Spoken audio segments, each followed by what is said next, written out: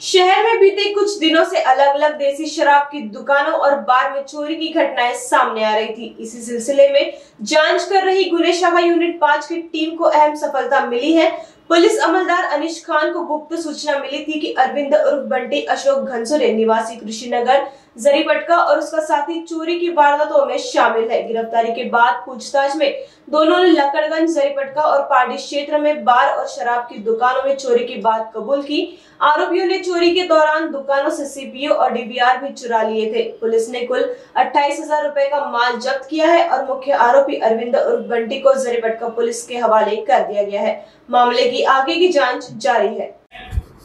नागपूर शहरात मागील काही दिवसात वेगवेगळ्या देशी दारू दुकाने व बारमध्ये चोऱ्यांचे प्रकार होत होते।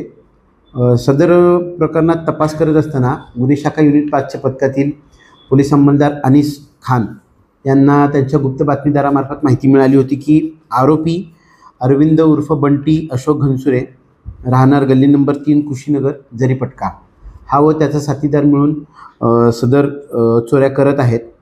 या बातमीवरून अधिक तपास करत असताना आरोपी अरविंद उर्फ बंटी अशोक घनसुरे यास ताब्यात घेऊन त्याच्याकडे मिळालेल्या बातमीच्या अनुषंगाने तपास करत असताना त्याने त्याचा साथीदार विजय उर्फ काल्या निर्मलकर याच्यासोबत मिळून लकडगंज येथील आगलावे देशी दारू दुकान, जरीपटका येथील आतिश बार तसेच पारडी पोलीस ठाणे हद्दीतील BY पाटील देशी दारू दुकान या ठिकाणी चोऱ्या केलेल्या बाबत कबुली दिली। तसेच चोरी करून जात असताना त्यांनी सदर ठिकाणचे जे CPU व DVR आहे ते देखील चोरी करून नेलेले होते।